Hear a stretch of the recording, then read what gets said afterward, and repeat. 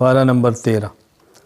پارہ نمبر 13 کے آغاز میں حضرت یوسف علیہ السلام کا قصہ چل رہا تھا کہ حضرت یوسف علیہ السلام کو جب بادشاہ مصر نے بلایا اپنے پاس، ان کی بات سنی تو انہوں نے کہا آج کے بعد آپ ہمارے پاس بطور ایک ذمہ دار، امانت دار اور صاحب منصب کی حیثیت سے رہیں گے۔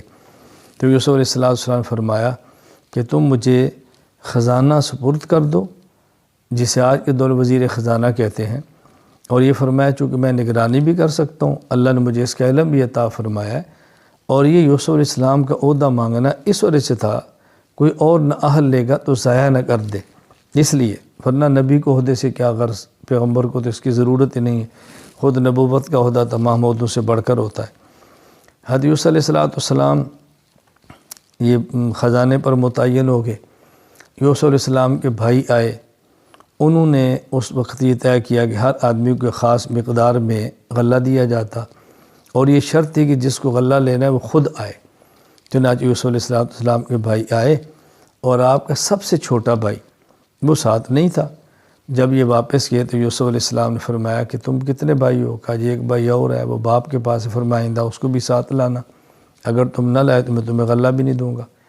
اور جب یہ جانے لگے تو ان کو پتہ نہیں چلا، تو جو ان کے غلے کے پیسے تھے وہ انہی کے غلے کے اندر رکھ دیا گیا۔ واپس جا کر نے اپنے والد سے کہا کہ وہ جو مصر میں وزیر خزانہ ہیں، انہوں نے کہا کہ اپنے بھائی کو بھی ساتھ لاؤ، تو آپ ان کو ہمارے ساتھ بھیجو، ہم ان کی حفاظت بھی کریں گے۔ تو جب سامان کھولا تو اندر پیسے بھی تھے، انہوں نے کہا ابا جی پیسے واپس آ گئے ہیں، بہت نیک بادشاہ ہے۔ حضرت یعقوب علیہ السلام کو پہلے جھٹکا لگا ہوا تھا، تو آپ نے فرمایا میں چھوٹا بیٹا بھیجتا ہوں، لیکن اس کا ذرا تم نے خیال کرنا ہے، باقی جب تم مصر میں داخل ہو تو سارے ایک دروازے سے داخل نہ ہونا، الگ الگ دروازے سے داخل ہونا۔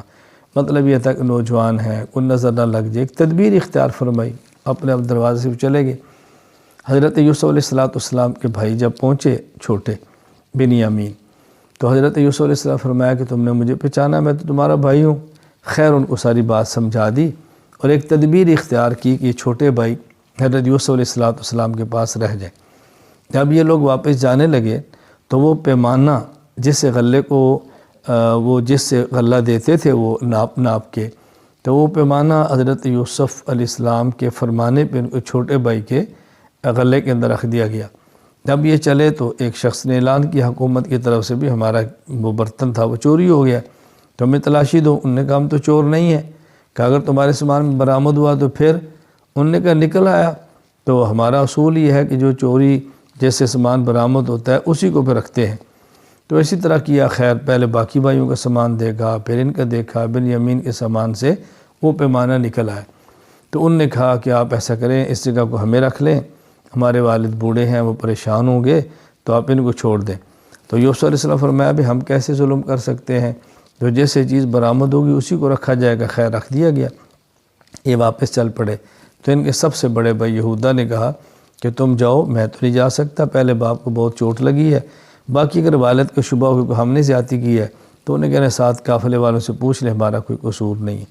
خیر یہ پہنچے، حضرت یعقوب علیہ السلام کے سامنے منظر حقائق تو نہیں تھے، آپ بہت پریشان ہوئے، اور اتنا آپ کی آنکھوں سے آنسو گرتے رہے کہ جیسے بھنائی چلی گئی، تو اور اللہ سے دعا مانگتے رہے، فرماتے انشاءاللہ ایک وقت آئے گا اللہ تعالیٰ سب کو لائے گا۔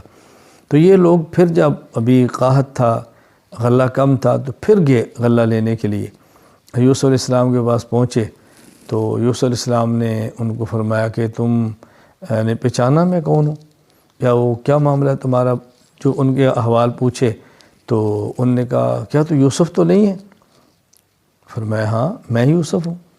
اب انہیں اپنے گناہوں کا اعتراف کیا، جرم کا اعتراف کیا، یوسف علیہ السلام نے ان کو معاف فرما دیا، اور فرمایا میری قمیص ہے، یہ لے جاؤ والد صاحب کو دینا، اور انشاءاللہ اس ان کی بینائی لوٹ آئی۔ جو ہی یہ قافلہ چلا تو یہ معجزہ تھا حضرت یعقوب علیہ السلام پر کھل گیا، تو آپ نے فرمایا کہ مجھے اپنے بیٹے یوسف کی خوشبو آ رہی ہے۔ سبحان اللہ، اللہ نہ بتائیں تو قریب کنویں میں پڑا ہو، نہ بتائیں تو کئی سو کلومیٹر فاصلوں پر بھی بتا دیں۔ خیر جب یہ واپس پہنچے تو اپنے ساری صورتحال بتائی والد صاحب کو، قمیص دی، ان کی بینائی لوٹ آئی، تو پھر یہ والد، والدہ اور بھائی سارے یوسف علیہ السلام کے پاس پہنچے تو تعظیمی سجدہ کیا انہوں نے۔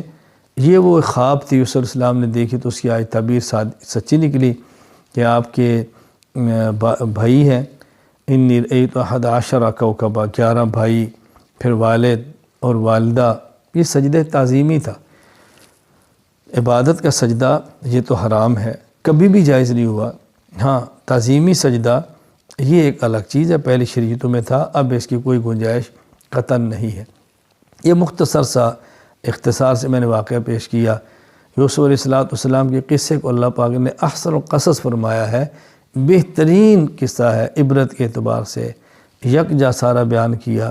باقی انبیاء علیہ السلام کے قصے تھوڑے تھوڑے کر کے قرآن کریم کے اندر بیان ہوئے ہیں، یوسف علیہ السلام کا قصہ یکجا اللہ تعالیٰ نے سارا بیان فرمایا ہے۔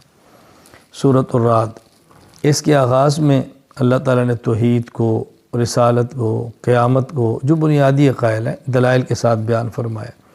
پھر اللہ تعالیٰ نے سورت میں حق اور باطل کی مثال دی ہے کہ باطل ایک مرتبہ ایسے ہوتا ہے جیسے سیلاب آتا ہے، پانی چڑھ جاتا ہے اور اس کے اندر میل کچیل بھی ہوتی ہے، جھاگ بھی ہوتی ہے، تو ایسے جھاگ وہ یعنی نظر آتا ہے کہ پتہ نہیں کیا ہوگا، لیکن تھوڑی دیر بعد جب پانی گزرتا ہے جھاگ ختم ہو جاتی ہے اور خالص چیزیں نیچے رہ جاتی ہیں۔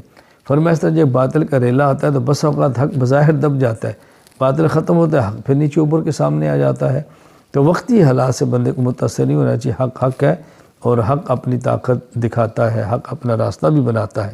تو حق اور باطل کو اللہ تعالیٰ نے مثال سے سمجھایا ہے۔ اس طرح سونا پگھلاتے ہیں، چاندی پگھلاتے ہیں تو اوپر جو چیزیں آتی ہیں وہ سمجھے میل کچیل یہ باطل ہے، جو نیچے اصل سونا ہے وہ حق ہے، وہ نیچے رہ جاتا ہے۔ میل کچیل پھینک دیتے ہیں اور خالص سونا باقی بچ جاتا ہے۔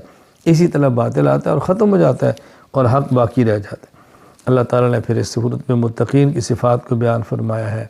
عہد کو پورا کرتے ہیں، رشتہ داروں سے صلہ رحمی کرتے ہیں، اللہ تعالیٰ حکم کے مطابق جوڑ پیدا کرتے ہیں، بلا وجہ توڑتے نہیں ہیں، صبر کرتے ہیں، نماز کی پابندی کرتے ہیں، اللہ کے راستے میں خرچ کرتے ہیں۔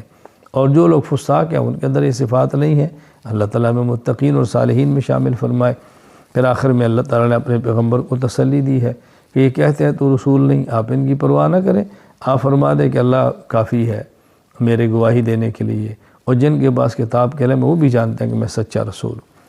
آگے سورہ ابراہیم، اس سورہ ابراہیم کے اندر اللہ تعالیٰ نے ایک تو قرآن کریم کو نازل الحکمت بیان فرمائی ہے، لتخرج الناس من الظلمات الی النور، کہ قرآن کریم نازل ہوا، اس سے ظلمت چھٹ جاتی ہے، نور صاف ہو جاتا ہے، یعنی ظلمت الگ ہے اور نور الگ ہے۔ حق اور باطل کو قرآن کریم الگ الگ کر دیتا ہے۔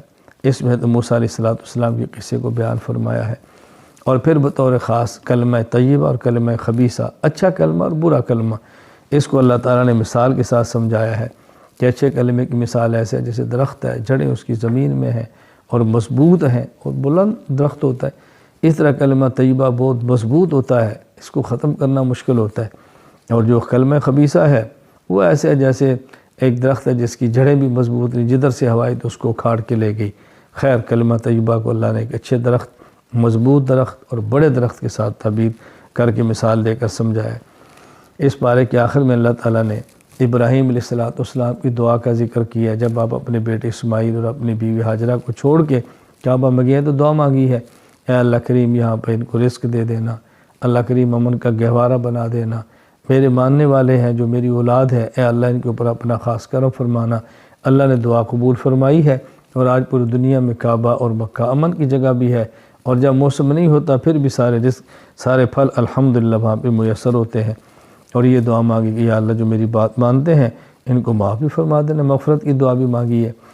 تو معلوم ہوا کہ اپنی اولاد کے لیے امن کی دعا مانگنا، رزق کی دعا مانگنا، برکت کی دعا مانگنا یہ انبیاء علیہ السلام کا شیوا ہے، اور ہمیں بھی اس کا اہتمام کرنا چاہیے، اپنی اولاد کے لیے، اہل خانہ کے لیے، تعلق والوں کے لیے دعاؤں کا اہتمام کریں۔